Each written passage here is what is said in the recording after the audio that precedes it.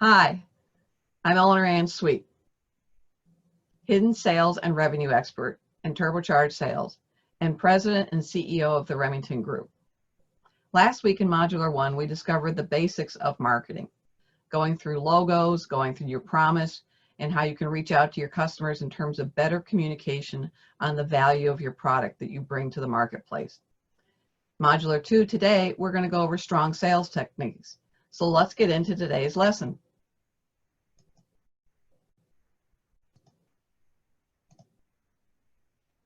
In today's lesson, lesson 1 will be power of business over the phone in today's market. As I shared with you last week, the phone is one of the best tools in today's market and also one of the least used in today's market. Number 2, we're going to talk about how you're going to be leaving a series of voicemails and in between emails to follow up with prospective customers.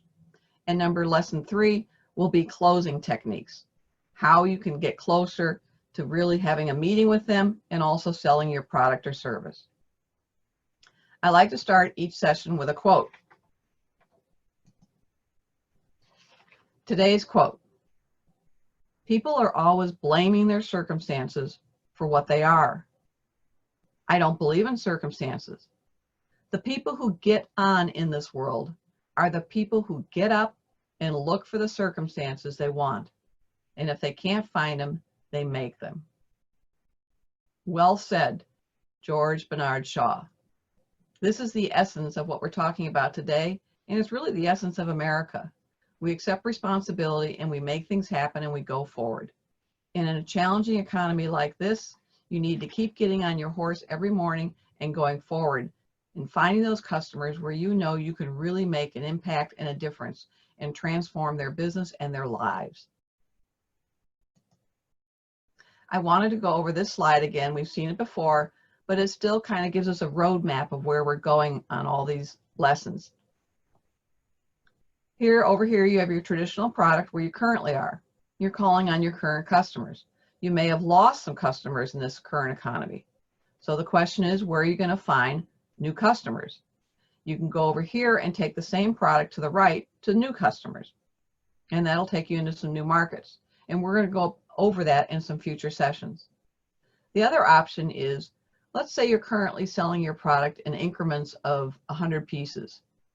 Maybe in this economy you want to downsize and create a package of 10. So what you would do is you go back to your current customer and you would take what we call a line penetration. You would take that new offering. So now you offer 100 in a pack and you offer 10. And so for a customer in this economy, and in terms of managing their inventory, it may make sense for them to have the 10. So now you've got a sale that you didn't have before. The other option is we're going to take our product and we're going to modify it. So if you're currently offering, let's say, a product that has a box that people can put their food in, can we take that box and can you offer it to people that they can put their widgets in? So that would be taking a product, making a major modification to it and getting into a new business area with new customers that you weren't selling before. So let's talk about our prospect. Let's talk about our customer. You need to understand in advance that there are primarily 4 qualifications you want to keep in mind at all times. Number 1, does the person you're reaching out to have a need for what you're selling? Now, you aren't going to know that in advance. You're obviously going to have to uncover this information as you engage and connect with them. But you need to find out what's keeping them up at night. What's their challenge? What's their pain? What problems are they currently having going on in their lives or their business that aren't being solved? What areas are they losing money? What areas are they not making money? So how can your product satisfy those needs? Number 2 is the prospect. Can the prospect use what you're selling? So if they can't use what you're selling, even though you're going to be reaching out to them, there's no sense in spending your time, and you're going to need to pre-qualify people on your phone calls to find out if they can use what you're selling. Number 3, particularly in this economy, can the prospect afford your product or your service? I've seen a lot of small business people that I work with in this economy are actively and proactively adjusting their pricing to be sensitive to this current economy. So when you do that, you're going to want to say to your customer, we have a temporary pricing during this particular economy where we've reduced our prices. And so if you can say it at a limited period of time, once the economy starts to improve, it'll help you start to take your pricing back where it needs to be. But it shows you're being empathetic, and it shows that we're all coming together in America trying to go forward in this economy. And there'll be some people, please be aware, that are going to pretend they can afford your product, but out of pride, they really can't afford it, or they don't have the authority. And so you need to uncover that in your conversations and your connections with them. And number 4, does the person want the product? They have to believe in their heart that your product is truly going to solve their problem. If they don't feel that in their heart emotionally, then they will not buy. Also remember that 51% of your closing success with prospective prospects is going to come from your enthusiasm. If you're feeling dejected or depressed about whatever's going on, it's going to come across in your demeanor. It's going to come across in your energy level. And remember to smile. Smile is something that just gives positive energy and makes everybody feel better. Also understand that when you're reaching out to these prospective customers, that prior to this economy, only 4 or 5 of them out of 10 would be interested in your product. They're going to say no. Now in this economy, expect 6 to 7 people out of every 10 people you reach out to is going to say no. But that's not failure in sales. In sales, it only gives us more feedback to say to ourselves, if this is not the right person, where is the right person? And we keep pursuing and reanalyzing our target market and our ideal customer. And remember that no one cares about what your product is. They only care about what your product does to change or improve their lives. And that's what you need to uncover in order to touch their hearts and to be able to sell them and have them feel comfortable that you truly are going to be able to transform their life.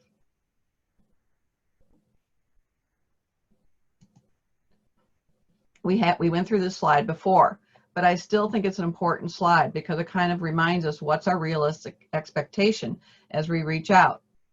So 3% are actively in the buying mode. Okay, in today's market, we're probably talking about 2%. In previously, 7% would basically have to get budget approval, but they weren't necessarily actively looking at buying. In today's market, that's probably more like 9%. The one that I like and my favorite is the 9.5% have a problem, but they don't know that there's a solution out there. In today's market, it's probably 10%. That's probably gone up because more people are coping with more situations. That's a great potential market for you right there. So if you put those together, if you take the 2% plus the 9, which is 11, and then let's say we add 10, you still have 21% of the people that you have a potential to touch and make a difference and sell your product to.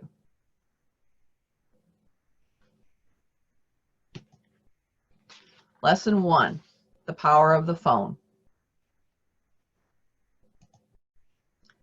I wanted to share with you a recipe that I've used over time to kind of give you an idea during the day what the difference can make here. We'll go over this in a minute. But first, let's go over the basics. We've talked about building your target market. So ideally, you want to have 100 to 200 people. If you're familiar with your current demographics or your SIC code, SIC, which we're also going to go in more detail in another lesson coming forward, another modular, then you can match and try and find other customers that match that same profile. You want to look at the target industries. You also want to analyze what's the title of the people that you've been selling to in the past and look for other organizations that have a similar title. Sometimes titles can change within the company, so you're going to need to reconfirm that with a receptionist or somebody that you would be talking to over the phone. You want to look at also trigger events. Have they made a recent acquisition? Or are they downsizing? Let's say they're shrinking their warehousing and they're moving into a new environment. Does that create more business for you? You also want to divide your leads in terms of A, B, and C. The A ones are the closest to your ideal profile. The B ones are a little bit away from it. And then the C is a little bit of a stretch. You're going to spend the majority of your time with the A's and B's, about 80% of your time focusing on that market.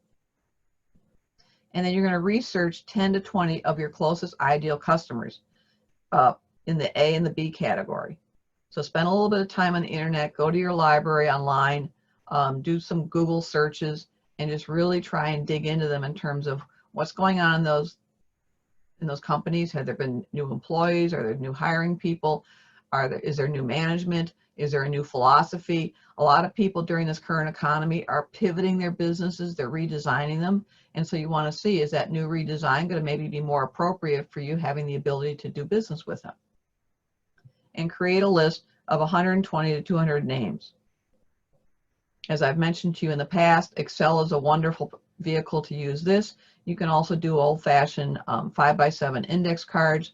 You can go to Office Depot and you can get index cards that go 1 through 31. That gives you the days of the month, and then you can keep moving those cards forward in terms of when you want to do your follow-up of them. Sometimes that can be faster than doing in Excel. I also mentioned to people that when you're doing all your phone calls and your follow-up, I use a logbook, okay, just like this, just like a spiral notebook. And so I date it, I put the person's name on it, and I recapture what were the highlights of that phone call. And then it's not until 5 o'clock at night that I enter that data into my database. You don't want to be spending your day time, which is prime golden hours, as we call them, selling, filling in a database. Save the database for later. All right, talking about how to spend your day. These times, like I started it with 9 o'clock to 10 a.m. You can also move them up to 8 or 8:30. But here you have 9 to 10 o'clock. That's your best market and best probability of catching up with someone. Please remember that though I'm predominantly talking between Tuesday and Thursday. So it doesn't mean I don't want you to do this on Monday, and it doesn't mean I don't want you to do this on Friday, but it means you're going to have a higher probability of catching up with the people on a Tuesday, Wednesday, or Thursday, and actually Thursday is the best day. What they have found in studies that on a Monday, people don't feel comfortable making a major decision. They're kind of like coming in from the weekend, and then people don't feel comfortable on Friday making a major decision because they're kind of like getting ready to go on the weekend. So it's kind of like a little bit of a headset there. Then your second best area in terms of trying to catch people on the phone is 10 to 11. And then what I'm suggesting between 11 and noon is that's when you look at your emails, send email follow-ups, do some social media on LinkedIn or Facebook or Twitter or wherever or Instagram, depending upon the one that you tend to use for your business. And it's obviously can be more than one. Then you're going to take a lunch break, and then there again from 1 to 3, again, I would check your emails, send some emails out to people that you've spoken in the past as part of your sequencing and your following up. And there again, touch base on your social media, reach out to people. From 3 to 4, I'm suggesting you build your call list for tomorrow. So I tend to like doing it at night, but then when I found out I was doing it after 5:30, and it kind of like, it created some problems in terms of the rest of my evening. So I have, in the last year, moved this up to 3 to 4. So I'm building my list. So you should have your 50 or 100 people that you're going to plan on making a phone call. Put them on, either a legal pad, if you want to have them in your Excel, if you want to have them in your contact relational management system on your database. You may have a system that's maybe going to dial it automatically for you, but set it up between 3 and 4. Between 4 and 5:30 is a great time to catch up with people. They're coming out of business meetings, they're coming out of their Zoom meetings, they're catching up, they're going into their computers, they're checking up on email. And so this is a wonderful market to catch up with. And so I put 4 to 5 being traditional, thinking that most people, quote unquote, are looking at traditional hours. But if you are willing to and go from 4 to 5:30, sometimes 6, you can really have a lot of success catching up with people. And this information is from my own experience in my 25 years of cold calling and calling on, presidents, vice presidents of major companies, and also from Inside Sales, which does a lot of research in this area. You've seen a little bit of this before, but I can never give you too much information on this. Let's talk about creating your voicemail script. So you're going to do a series of scripts, okay? It could be 5, it could be 7 in this economy, and you're going to tweak them. There's going to be some things that are going to stay the same, and there's some things that are going to change. But what you need to know every time you write your voicemail script is, what's the goal of that call, okay? Because you need to keep that in mind while you're writing it, and you need to keep it in mind while you're leaving the message. And if someone picks up the phone and you're talking to them, you need to remember, what's my primary goal here? And traditionally, until you catch up with them, when you finally do catch up with them, the goal is to make an appointment, to take the conversation further. It is not to sell them all your product and close a deal. You have to develop a relationship first. Remember that people buy from people they know, like, and trust, and they don't have enough information to make an intelligent decision. So you're going to identify yourself, you're going to leave your number, you're going to explain why you're calling, and in one sentence, you're going to share your value, your benefit, the outcomes. What's the transformation that you provide? So once they purchase from you, be it your product or your service, how does that change their life? Is it going to help them sleep at night better? Is it going to give them more profitability for their organization? Is it going to motivate their salespeople? Is it going to create some better team building internally, which in turn will create more profitability for the organization? Whatever it is, you need to get that out in a quick sentence. And then number 3 is provide your proof. You can talk about, let's say, 2 customers that you've dealt with in the area that they might know. You might be referred by someone, and you could mention their name in the conversation. And at the end, you're going to identify yourself again. You're going to say your name, the name of your organization, and the phone number. If you have gotten a little bit longer on the voicemail than you expected, you could eliminate the name of the firm at the end and just give your name and your phone number, because you did give your firm name in the beginning. So here's another situation I wanted to share with you. Most people don't realize the probability of when you're trying to get through to people. And you can see that this is not just from one phone call. So you have a 37% probability of catching literally a live person on the phone with call 1. Prior to this economy, that was this number. Right now, I'd say it could be as high as 47%. But when you make that second phone call, you have a higher probability of catching up with a person. So now it's 61%. So let's say in this economy, now it's up to 70%. The third phone call, 73%. The fourth call, 82%. The fifth one you leave, 88%. And the sixth one is 90%. Now I can take you out beyond that, but I wanted to get you to 6 because a lot of people don't have a tolerance to make a lot of phone calls, but this is showing you that it does take, it's a numbers game. It's strictly a numbers game. Don't take it personally. You don't make a connection. By the fourth call, you're going to say that I'm never going to hear from this person. Don't give up. But one of the things you're going to want to do is you're going to be tweaking your voicemail, and you're going to be leaving a little bit of a different message every time, because you never know what appeals to someone. Just like earlier when I gave you that voicemail slide, I gave you one like that in a previous session, but it's worded slightly differently. So that one may appeal to you more. It may give you that aha moment. So you have to keep reaching out. It's not for the faint of heart. I told you that you're not to take this personally. The sooner you get through the no's, you get to the yes. It's not about you. Also remember that they're not sitting there waiting for you to call them. You're not their priority. Their priority is another issue going on in the company. So that's what we always have to remind ourselves, not to take it personally. They're on a different set of timing. We don't know what that is until we connect with them.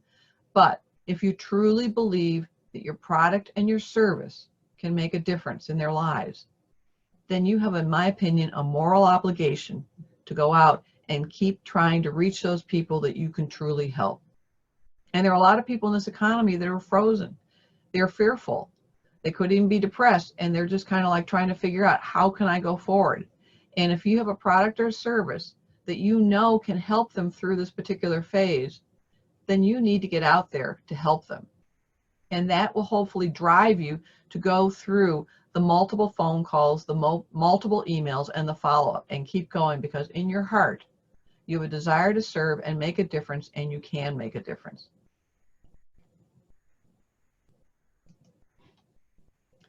Here was another thing that I found that was really interesting. And it talks about when you finally do get through. And right now, there are a lot of people that are working remotely. So some of them you won't be connecting with maybe as quickly as you could before. That's realistic. On the other hand, I think there are a fair amount of people that slowly are starting to go back to the office, and there are people now that have gotten a little more organized. So now that their office phones are forwarding to their cell phones. So things have shifted a little bit because unfortunately this time period has been going on a little bit longer than we all thought. But here's what the point I want to leave you with is, when you're calling and if someone does pick up the phone, you say, "Are you busy?" And then they did a study, and this again was through a sales organization that did this. And if you say, "Are you busy?" or "Do you have a quick second?" The difference being here is if you say, "Are you busy?" and just stop at that, 86% of them will say, "I am," but they'll still let you go on and talk to them and interrupt them. When you're a little bit traditionally more polite and you say, "Are you busy?" or "Do you have a quick second?" then you pretty much have given them an out to say, "Well, no, I can't talk to you right now." So it's going to diminish the number of people that you're going to be able to capture and talk to at that moment. So what I'm suggesting here is when you do get someone live on the phone and you say, "Are you busy?" as opposed to getting into a long one, "Can I have a quick second?" And then you go forward with the message that you want to share with them, which is going to be similar to what you were sharing, what you would have shared within your voicemail. You want them to understand where you're going to show them the value that you can provide, and you're basically going to be asking them for 10 minutes of their time so that you can talk to them further.